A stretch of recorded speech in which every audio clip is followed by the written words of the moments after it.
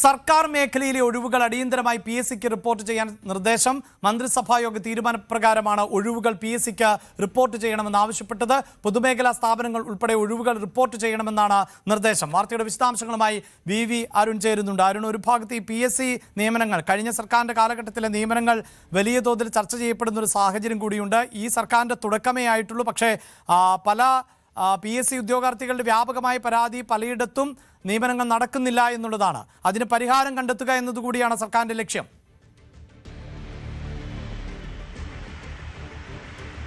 തീർച്ചയായിട്ടും കഴിഞ്ഞ സർക്കാരിനെതിരെ ഉയർന്ന ഏറ്റവും പ്രധാനപ്പെട്ട ആരോപണങ്ങൾ, പ്രത്യേകിച്ചും യുവജന സംഘടനകളും യുവാക്കളുമൊക്കെ ഉദ്യോഗാർത്ഥികളുമൊക്കെ ഉയർത്തിയ ഏറ്റവും വലിയ ആരോപണം കൃത്യമായ ഒഴിവുകൾ റിപ്പോർട്ട് ചെയ്യുന്നില്ല, അപ്പോയിൻമെൻറ്റ് PSC വഴി മുഖാന്തരമുള്ള നിയമനം നടക്കുന്നില്ല എന്നുള്ളതായിരുന്നു. ഏതായാലും ഇപ്പോൾ മന്ത്രിസഭയിൽ ഈ വിഷയം ചർച്ചയ്ക്ക് വന്നു. മുഖ്യമന്ത്രിക്ക് മുന്നിൽ തന്നെ ഇതിൻ്റെ പരാതികൾ ഇതുമായി ബന്ധപ്പെട്ട് വന്നിരുന്നു.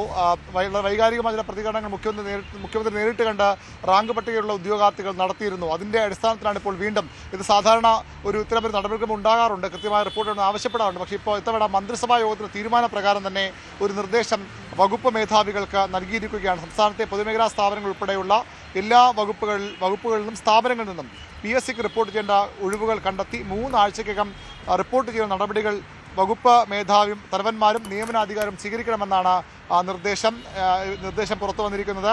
ഇക്കാര്യത്തിൽ വീഴ്ച വരുത്തുന്ന ഉദ്യോഗസ്ഥർക്കെതിരെ ഭരണവകുപ്പ് സെക്രട്ടറിമാർ കർശന നടപടി സ്വീകരിക്കണമെന്നും ആവശ്യമുണ്ട്. ഏതായാലും ഉദ്യോഗാർത്ഥികൾക്ക് വലിയ പ്രതീക്ഷ നൽകുന്ന ഒരു തീരുമാനമാണ്. സർക്കാർ കൃത്യമായി തന്നെ ഒഴിവുകളുടെ കാര്യത്തിൽ കാര്യങ്ങൾ പരിശോധിക്കുന്നു.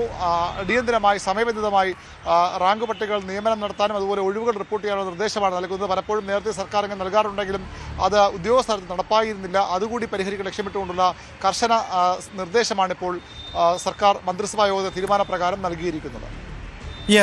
PSC റിപ്പോർട്ട് ചെയ്യുക ഒഴിവുകൾ എന്ന വിവരം, അതായത് മന്ത്രിസഭാ യോഗ തീരുമാനം ആണ് ഇത്. അതിനനുസരിച്ച് സർക്കാർ മുന്നോട്ട് പോകുന്നു. വാർത്തയുടെ വിശദാംശങ്ങളാണ് VV അരുൺ നൽകിയത്.